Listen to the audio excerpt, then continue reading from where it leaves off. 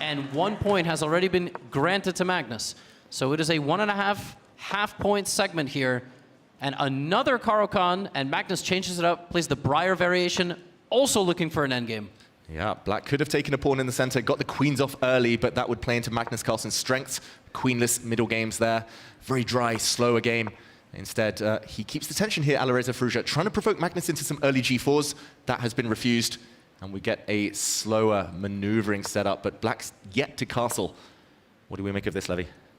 This is a super annoying line when you play with the black side, because on the one hand, it's equal. On the other hand, there are so many pieces on the board. You don't get any clarity. By the time anything happens here, there will be 22 on the match clock, and then 21. And Alireza still has to take some risks. That's the truth. He has to get into some positions. They say in the Chess World Cup, you have to get a losing position to get a winning position. If Magnus doesn't want to lose, he's not going to. You're going to have to take some serious risks. D4, E5 is coming. Like, what do you do here with black? He takes the bishop just in time to to remove his knight now from the center. Only move, I think.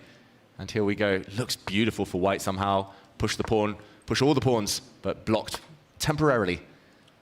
Okay, maybe it's just totally fine for black, but no more than that as the queen drops back. F4, Levy. He can create some nasty stuff on the F-file if that pawn is taken. That looks absolutely crazy. Can he sense the moment here? He doesn't. Ooh. Castles. At least black is safe for now. But yes. Still, how to ever win this position? That's the problem. It has been 3 games of try your best to beat me. You just can't. And I do feel like if this was a random 1 a.m. session playing 1+0, Alireza would have created just something, a little bit something. But Magnus has been so good at playing no-lose type of chess. Anti-young player chess, he calls it. Slightly tongue-in-cheek, of course, but he just wants to remove all the action, remove the pawn breaks, remove the energy from the opponent's position, grind it down, and there we go. He finally tries to break out Alireza. Cost him some time on the clock. Both sides now down around the 15, 16 second mark. Black has an isolated pawn, but a beautiful knight. Yeah, B5 is a nice idea. You have to activate the rook. But Magnus is very solid here. Alireza is going to have to rely on some sort of blunder if Magnus gets under maybe 5 seconds. Here we go, the knight is jumping, a pawn is loose, but that pawn can step forward. We see some exchanges. This looks like it's fizzling towards a draw, but it's a long draw that's going to eat another couple of minutes off the match clock. Yeah, knight B3. Okay, we trade.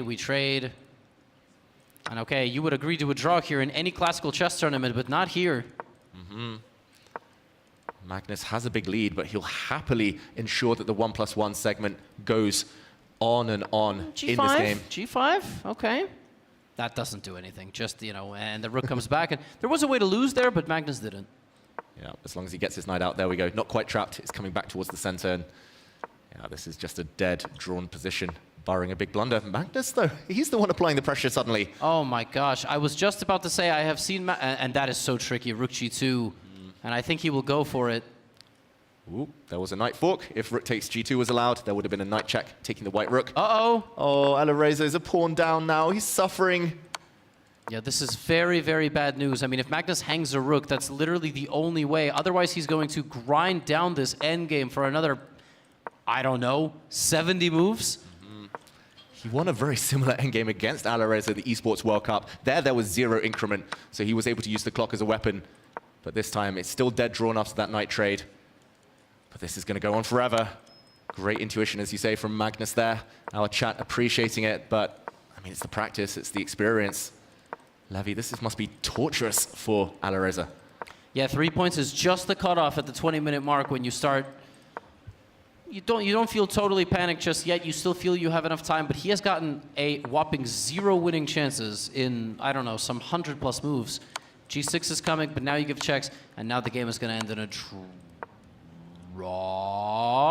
Probably some more checks. Then you hit the F-pawn. Ooh.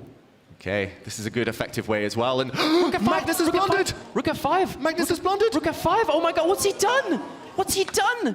He's just losing this endgame. 2 pawns down, he would have been skewered there. And now Alireza has to gather his nerves and win this position. This is a famous win as well, and Magnus blunders his rook. The rook. Unbelievable. Unbelievable.